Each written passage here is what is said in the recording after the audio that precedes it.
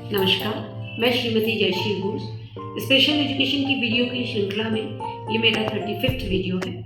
हम लोगों ने पिछले वीडियो में देखा था रीडिंग स्किल पे हम लोग बात कर रहे थे कि रीडिंग स्किल की प्री रिक्विजिट क्या होती है, मैंने पूर्व अपेक्षा क्या होती है कि बच्चे में क्या क्या स्किल होना चाहिए तभी जाके वो रीडिंग मीनिंगफुल रीडिंग बच्चा कर सकता है या हम मीनिंगफुल रीडिंग में बच्चे को उतार सकते हैं। अब बच्चे ने 2 अक्षर का शब्द, 3 अक्षर, 2 अक्षर के वाक्य, 3 अक्षर का शब्द, 3 अक्षर के वाक्य, मात्रा इत्यादि बच्चे को हमने सिखा दिया है।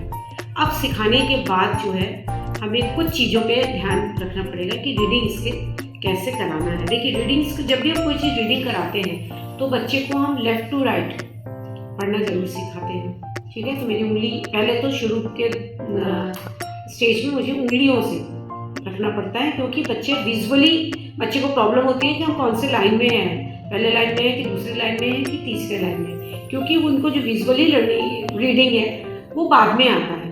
तो इसलिए हमको पहले उंगलियों से उनको एक गेस्चर देना पड़ता है कि वो कौन से अक्षर को पढ़ रहे हैं, कौन से लाइन को पढ़ रहे हैं। इसके पश्चात जो है बच्चा विजुअली रीडिंग कर सकता है। तो हम लेफ्ट टू राइट पढ़ाते हैं और अप टू डाउन, क्योंकि जैसे नंबर है, नंबर में आप जानते हैं कि अप टू डाउन पढ़ाना जरूरी है। एडिशन, सब्ट्रैक्शन वगैरह हम अप टू डाउन देते हैं बच्चे को।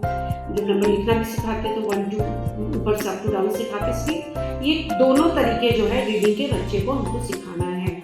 और बच्चे को सीरियल से लाइन बाई लाइन, अगर कहीं दिक्कत होती है तो 1 2 3 4 आप लाइन में लिख सकते हैं रीडिंग के लिए। तो इस तरह से हम रीडिंग, आपने देखा कि हम रीडिंग के लिए हमको ये 2 तरीके अपनाने पड़ते हैं। अब बारी आती है कि रीडिंग बच्चा कहाँ और कैसे करेगा। देखिए, बच्चा 3 स्टेप में रीडिंग सीखता है। यहाँ पर हम लोग रीडिंग कॉपी में इसलिए जरूरी है कि बच्चा कॉपी में लिखावट को पहचाने, हस्तरेखा को पहचान के पढ़ सके। तो इसके लिए हैंड राइटिंग पढ़ना बच्चे को बहुत ज़रूरी है। हैंड राइटिंग में अर्धविराम, पूर्णविराम और मात्राएं, ये सारी चीज़ें बच्चे को पढ़ना जरूरी है। उसमें अर्धविराम में कितना रुकेगा, पूर्णविराम में कितना रुकेगा, ये बहुत जानना जरूरी है, क्योंकि ये हम रीडिंग के माध्यम से ही सिखाते हैं। तो पहले आप कुछ लाइनें बच्चों को दीजिए, फिर आप उसको पैराग्राफ में बच्चे को रीडिंग करने के लिए दीजिए। ठीक है, तो ये हो गया हमारे हस्तलिखित जो अक्षर हैं उनको पढ़ना या वर्णों को पढ़ना। इसके पश्चात हम लोग बुक्स में आते हैं, बुक्स की रीडिंग में आते हैं। बुक्स रीडिंग में बच्चे को हम बुक्स से पढ़ना बताते हैं। बुक्स पढ़ना ये सबसे इम्पॉर्टेंट वो है, क्योंकि जो पांडुलिपि जो प्रिंटेड होती है वो पढ़ना बच्चे को हमेशा आना चाहिए। और अभी जैसे देखिए, शुरू के दौर पे बड़े अक्षरों के हमने फॉन्ट के लिए हैं। धीरे धीरे आप जो छोटे फॉन्ट की जो बुक्स हैं आप उनसे बच्चे को पढ़ाइए। तो इसमें भी आपको पूर्णविराम, अर्धविराम और लाइनिंग, पहला क्या पढ़, ये लाइन फिर दूसरी लाइन, शुरू में एकदम उंगली रख के आपको बच्चे को पढ़ाना है। इसके बाद जाके हम उसको ट्रांसफर करते हैं विजुअल रीडिंग में कि बच्चा निगाह से।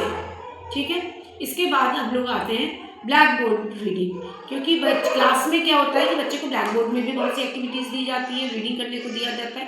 तो ब्लैक बोर्ड में बच्चे को रीडिंग करना आना बहुत ज़रूरी है, क्योंकि अगर रीडिंग करना ब्लैक बोर्ड में नहीं आएगा तो वो राइटिंग में प्रॉब्लम होगी।